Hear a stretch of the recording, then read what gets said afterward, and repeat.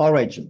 Your second passage says Sydney Water advice for customers paying a bill. इसके अंदर फिर by default हमारे पास bullets आ गए हैं। अब अगर हम जीटी के पेपर की बात करें तो जीटी के पेपर में यही एक चीज है जो एडवांटेज देती है, इसमें उन्होंने काफी पैराग्राफ्स को लेबल किया होता है। तो हमारे पास पता है कि पहले पैराग्राफ में क्या लिखा है, दूसरे में क्या लिखा है, तीसरे में क्या लिखा है।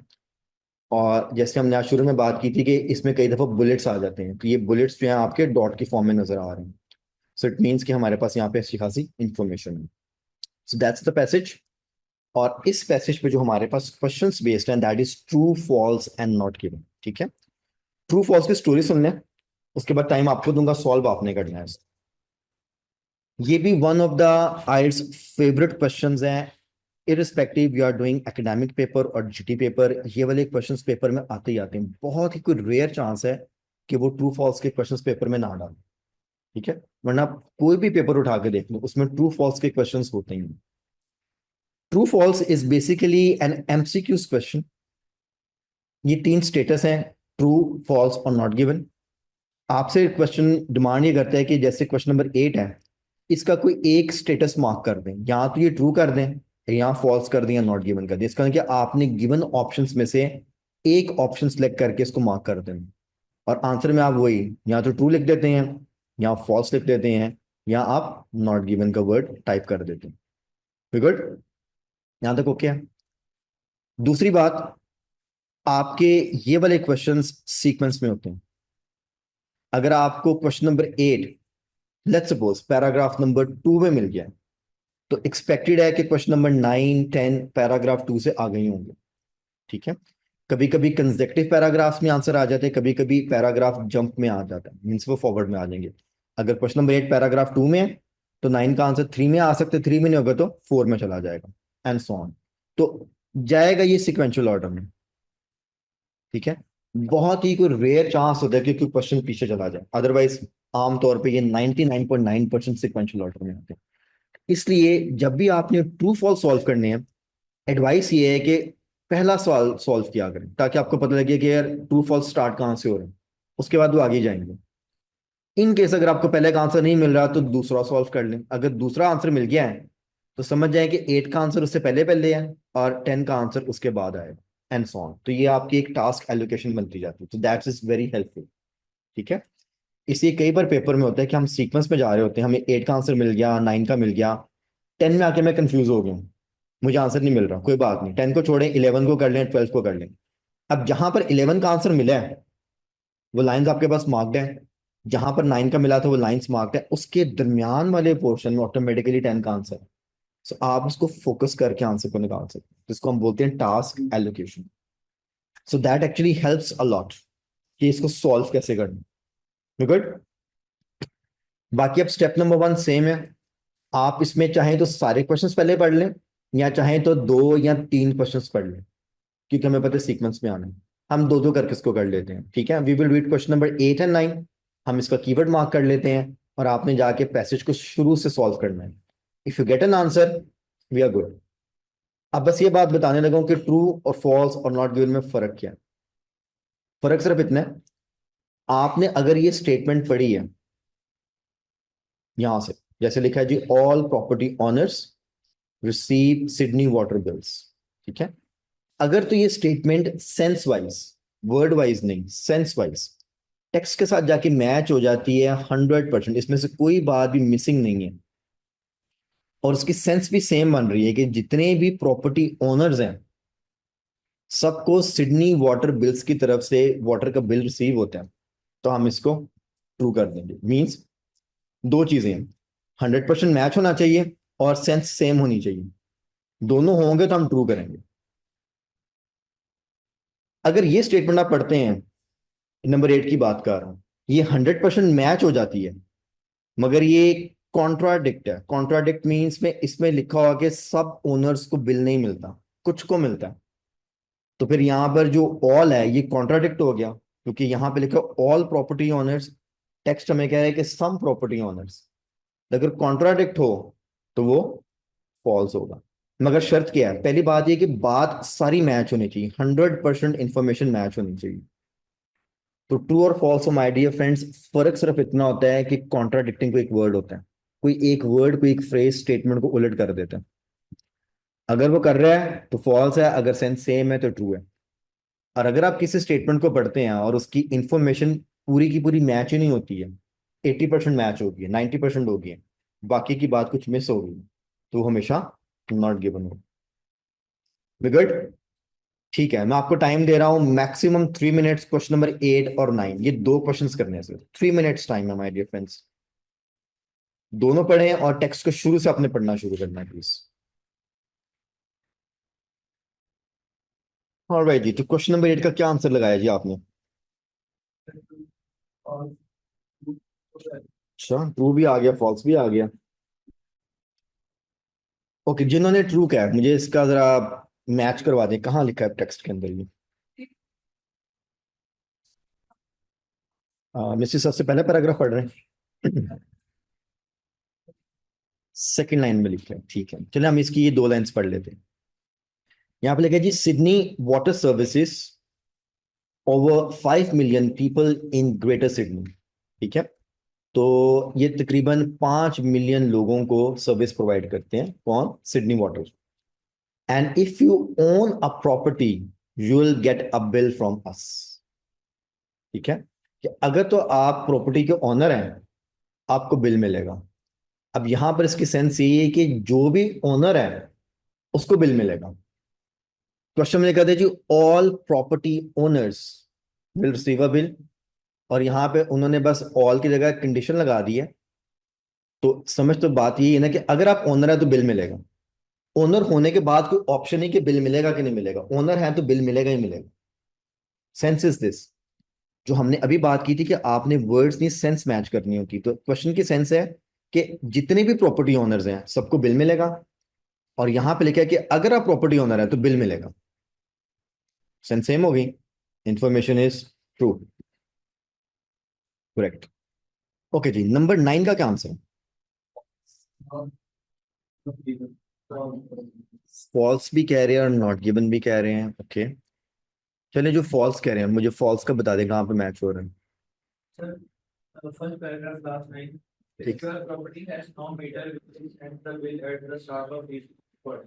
क्वेश्चन पढ़ के चलते हैं, ठीक है। क्वेश्चन नंबर 9 से जी, customers who don't have a water meter must pay an extra charge. ठीक है, इसकी सेंस बना लेते हैं। Customers who don't have a water meter, simple से हमारे यहाँ पे भी पानी के मीटर्स लगे हुए हैं, ठीक है, कि जिनके पास पानी का मीटर नहीं होगा उनको लाजिम है कि वो एक्स्ट्रा पे करें। Must pay an extra charge, charge means उनको चार्ज किया जाएगा और पे कस्टमर ने करना होगा। अब मस्ट का मतलब होता है कि लाजिम है, इसमें चॉइस नहीं है। और दूसरी कंडीशन हमारे पास ये है कि आपके पास पानी का मीटर नहीं है। अब सर आप मुझे बताएं, जो लाइन बता रहे थे मुझे, फर्स्ट पैराग्राफ क्या बता रहे थे आप? If your property has no meter, please enter the bill at the start of each word. अच्छा, हम इसको पढ़ लेते हैं, यहां से कंटिन्यू करते हैं, ठीक है। मैं सेकंड लाइन से पढ़ रहा हूँ। Generally this is just for your water and waste water services but there could be other charges. चलिए, ये तो हमारी लाइन में नहीं आ रहा। आगे लिखे है जी, we send most bills quarterly after we read the meter. ये भी हमारे क्वेश्चन से मैच नहीं हो रहा। आखिरी लाइन जो आप कह रहे हैं, if your property has no meter, meter नहीं है, तब वाटर सर्विसेज वाले क्या करेंगे? वी विल, ये जो वी है यहाँ पे वाटर सर्विसेज वाले, we will send the bill at the start of each quarter. अगर हम क्वार्टर की बात करें तो आपका जो क्वार्टर है 3 मंथ्स का बनता है, ठीक है ना, 3, 3, 6, 3, 9 और 3, 12। ठीक है, इसका मतलब कि हर 3 महीने बाद आपको बिल आएगा, मगर वो कह रहे हैं हम 3 महीने के शुरू में आपको बिल भेज देंगे। एक्स्ट्रा चार्ज का किधर लिखा हो? हाँ, बात तो मैच हो गई। अगर वहाँ पे 9 मीटर की बात नहीं ना होती तो फिर कोई नॉट गिवन होता। हाफ मैच होगी, तभी मैंने क्या अर्ज किया था थोड़ी देर पहले कि हाफ होगा तो फिर क्या होगा? नहीं, फॉल्स तो हो ही नहीं सकता। मैंने तो रिकॉर्डिंग की है, मैं तो रिकॉर्डिंग में डाल दी है बात। फॉल्स के लिए लाजिम है कि वो 100% पहले लिखा हो, और फिर उसके बाद यहाँ पे भी लिखा होना चाहिए कि if you have no meter we will not charge any extra, we will send regular bill. या फिक्स्ड बिल कर देंगे, तब वो कॉन्ट्राडिक्ट हो जाता है कि बिल भी आएगा, एक्स्ट्रा चार्ज नहीं करना। यहां पे तो चार्जेस की बात ही नहीं हुई है, आधी बात मैच हो रही है। आप बिल्कुल सही कह रहे हैं, मीटर नहीं है प्रॉपर्टी पे। क्वेश्चन स्टेटमेंट में लिखा है अगर मीटर नहीं तो एक्स्ट्रा चार्ज करना पड़ेगा, यहां पे लिखा है कि मीटर नहीं है तो हम आपको बिल क्वार्टर के शुरू में भेज देंगे। तो चार्ज वाली बात तो मैच ही नहीं हो रही है। अगर किसी स्टेटमेंट की, ठीक है, ये चीज समझनी है आपने, आप किसी भी स्टेटमेंट की आधी इंफॉर्मेशन मैच हो रही है, यहां तक हमारा टेक्स्ट मैच हो गया, मगर ये जो हमारा पोर्शन है ये मैच नहीं हो। मैच से मतलब है इसकी इंफॉर्मेशन ही नहीं, चाहे एक वर्ड भी मिसिंग है ना स्टेटमेंट में से, क्वेश्चन स्टेटमेंट में से, वो ऑटोमेटिकली आपको नॉट गिवन की तरफ पुश करेगा। तो इसका आंसर नॉट गिवन, ये तो पूरा फ्रेज नॉट गिवन में है। ठीक है, दोबारा से रिपीट करता हूं, किसी भी स्टेटमेंट को ट्रू और फॉल्स होने के लिए पहली शर्त है कि वो 100% मैच हो जाए, और फिर वर्ड आपने कॉन्ट्राडिक्ट का ढूंढना होता है या सेम का ढूंढना होता है।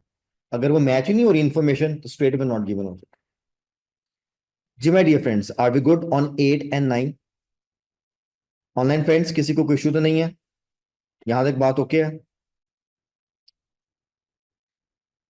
राना मैंने अभी नॉट गिवन का एक्सप्लेन किया, आर वी गुड? के मैं दोबारा से बताऊं? आप कह रहे हैं दोबारा बता दें, ओके कि shall I go over it again? Mister Rana, अच्छा जी, राना साहब कह रहे हैं एक सर एक बार दोबारा बता दें। हम राना साहब की जरा बात को एक बार दोबारा ले लेते हैं। देखिए राना साहब, आपने मुझे फॉलो करना है। देखिए ये एक स्टेटमेंट है, इस स्टेटमेंट की कंप्लीट इंफॉर्मेशन मैच होनी चाहिए। हम एग्जांपल ले लेते हैं ऊपर वाली स्टेटमेंट की, हमारा ऑल भी मैच हो गया था, हमारा प्रॉपर्टी ऑनर्स भी मैच हो गया था, हमें रिसीव भी मैच हो गया था, सिडनी वाटर बिल्स भी मैच हो गया था। मगर जब हम मैच की बात कर रहे हैं तो ये हम वर्ड नहीं सेंस की बात कर रहे हैं। टेक्स्ट में इन्होंने लिखा है जी if you are property owner we will send you a bill. तो अब इफ का जो वर्ड था वो एक्चुअली इस फ्रेज को क्वालिफाई कर रहा था कि अगर आपने प्रॉपर्टी परचेज कर ली और ओनरशिप में आ गए हैं तो बिल तो आएगा। तो सेंस सेम होगी कि सबको बिल आएगा जो भी ओनर है। इसका मतलब कि सारी इंफॉर्मेशन मैच हुई। जबकि क्वेश्चन नंबर 9 के अंदर हमारा जो ये पोर्शन ऑफ द स्टेटमेंट है कि customers who do not have या don't have water meter, that is one portion जो कि हमारा टेक्स्ट के साथ मैच हो गया, उनको एक्स्ट्रा चार्ज होगा। ये वाली बात हमें नहीं मिल रही है इस टेक्स्ट में।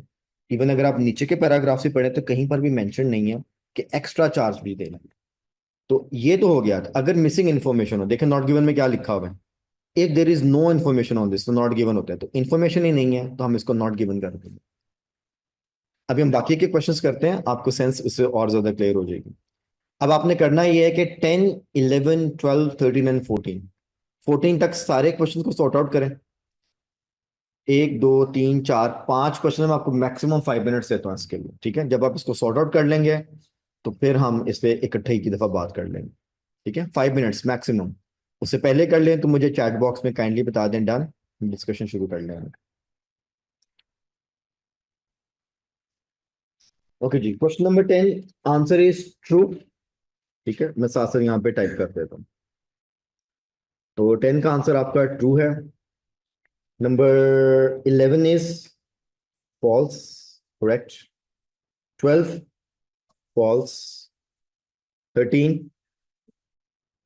13 is true, and 14 true। लिए जी करेक्ट आंसर। नंबर 9 आपका नॉट गिवन था, इसको हम एनजी कर देते हैं। और नंबर 8 आपका ट्रू था। और जी पहले दो तो हमने डिस्कस कर लिए हैं, बाकी अगर कोई भी आपने डिस्कस करना है 10 till 14 कोई क्वेश्चन अगर आपका गलत है या आपको नहीं समझ आया कि कैसे निकला आंसर, बताएं। तो क्वेश्चन नंबर 13 क्लियर करते हैं। अच्छा, 13 भी कर लेते हैं। और कौन से कह रहे हैं आप? 10, 10 भी कर लेते हैं।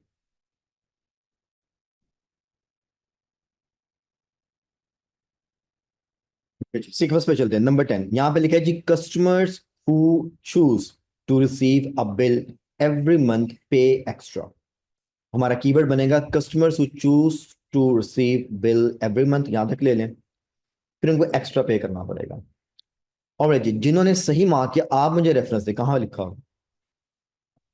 क्वेश्चन नंबर 10 का कहाँ लिखा है?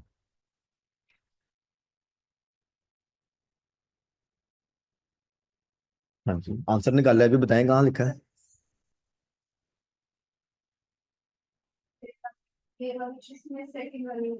अच्छा जी, चलिए इसको पढ़ लेते हैं। If you we understand that it might be hard to pay your bill. If you are having difficulties, we have a range of options to help. If you receive a pension, we may give you a reduction on your bill. You must, ये नहीं, अच्छा जी। अब let's suppose अगर किसी ने यहां से answer निकाला है ना, तो समझ जाएंगे फिर आपका तुक्का ही लगा है। If you like monthly bills, monthly का आ गया, simply ask us to read your meter monthly. It costs $32.52 a quarter to be billed this way, and this additional fee will appear on the first bill each quarter. To arrange it, just call us on this. तो अगर आपको monthly bill चाहिए तो हम हर महीने आकर recording कर लेंगे, मगर उसके अजाफी चार्जेस ये लिखा होगा, and this additional fee will appear on the bill. ठीक है, तो क्वेश्चन क्या था हमारा कि अगर आप चाहते हैं कि हर महीने आपको बिल आए, एक्स्ट्रा पे करना पड़ेगा। तो क्योंकि वो क्वार्टरली देते हैं, मगर उन्होंने कहा जी हम मंथली भेज देंगे, मगर है कि एक्स्ट्रा चार्ज लेंगे आपसे। सर ओके ओके, ठीक है। शास्त्री जी आपने कौन सा कहा था, क्वेश्चन नंबर 13 आई थिंक आपने बोला था, 13। सर वो मुझे मिल गया है, मुझे एक लफ्ज का थोड़ा सा कंफ्यूजन हो गया था, और तो आई गॉट द आंसर। चलिए ठीक है। क्वेश्चन नंबर 11 और 12 में से कोई एक डिस्कस कर लेते हैं, क्योंकि वो फॉल्स है तो हम जरा फॉल्स को भी आइडेंटिफाई कर लेंगे। 11 और 12 में से कौन सा करना है, आपकी मर्जी का, ताकि जरा बात कंप्लीट हो जाए, क्योंकि नॉट गिवन भी कर लिया डिस्कस, ट्रू भी कर लिया, फिर हम 11 वाला कर ले। ठीक है, सीक्वेंस में। Question number 11 says she pensioners who live in rented accommodation might get a discount. Might का मतलब हो गया कि पॉसिबल है। पेंशनर्स आपको ऑलरेडी पता है कि जो कि रिटायर्ड पर्सन जॉबियंस नहीं है, मगर उनको पेंशन मिल रही है। अगर पेंशनर्स रेंटेड अकोमोडेशन में रहते हैं तो पॉसिबिलिटी कि उनको बिल में डिस्काउंट मिल जाए। स्टेटमेंट ये कह रही है, हमने मैच करना है कि ये बात सच है कि झूठ है। तो जहां से भी हमने पढ़ा था इसी में इसका आंसर है यहाँ पे। कोई बात नहीं, फिर सही आपने बताया। ठीक है, तो यहां पे लिखे है जी we understand that it might be hard to pay your bill. If you are having difficulties we have a range of options to help. If you receive a pension, ये आपका पहला कीवर्ड मैच होगा कि अगर आप pensioner हैं। Pensioner का मतलब होता है if you receive a pension, तो बात तो सेम होगी। We may give you a reduction, reduction की बात भी आ गई on your bill. Very good, यहां तक तो इंफॉर्मेशन ट्रू जा रही है, बट कंडीशन क्या है, you must own and live in your home to qualify for this. अगर आप अपने घर में रहते हैं, आप ओनर हैं और आप पेंशनर हैं, आपको डिस्काउंट मिलेगा। अब हमारी बात मैच कहाँ पे हुई, पेंशनर पे मैच होगी, रिडक्शन में मैच होगी, रिडक्शन बिल पे मिलेगी, मैच होगी, सारा कुछ हो गया। कॉन्ट्राडिक्शन कहाँ पे आया, कॉन्ट्राडिक्शन आ गया रेंटेड पे और ओनरशिप पे। ये वाली बात जो है ना आपकी कॉन्ट्राडिक्शन में, तो वहां पे लिखा हुआ रेंटेड, यहां पे लिखा हुआ ओन, तो एक वर्ड आपका जो है ना वो कॉन्ट्राडिक्ट। तो आंसर स्टेटमेंट फॉल्स और ट्रू की निशानी ये है कि स्टेटमेंट 100% मैच हो जाती है। ठीक है, इसलिए माय डियर फ्रेंड्स, अब मैं इसको सम अप करूं, फाइनल टेक्निक इसकी बताने लगा। आपने जब भी ट्रू फॉल्स करने हैं, किसी भी स्टेटमेंट को एज्यूम नहीं करना कि ये ट्रू है फॉल्स है कि नॉट गिवन है। ठीक है, सबसे पहला काम ये करें कि इसका पूरा कीवर्ड बना लें और जाके इसका पहले कीवर्ड मैच करें। अगर ये पूरी स्टेटमेंट मैच हो गई है आपकी हर बात, तो आपको खुद ब खुद वहां से नजर आएगा, अगर वो सेम सेंस से मैच होगी तो उसको ट्रू कर देना, और अगर कोई वर्ड कॉन्ट्राडिक्ट हो गया तो उसको अपने नॉट गिवन कर देना। जैसे यहां पर ये हमें मिला ही नहीं था, और इस क्वेश्चन में जाके ये वाली बात हमारी कॉन्ट्राडिक्ट हो गई, बाकी सारी बात मैच हो रही है। अगर पूरी बात मैच हो रही है तो वो बाय डिफॉल्ट ट्रू या फॉल्स में से एक में फिट हो जाएगा, और अगर मिसिंग इंफॉर्मेशन है तो 100% it's going to give you not given answer. हाँ जी, आर वी गुड? ठीक है, इसको हम क्लोज कर देते हैं।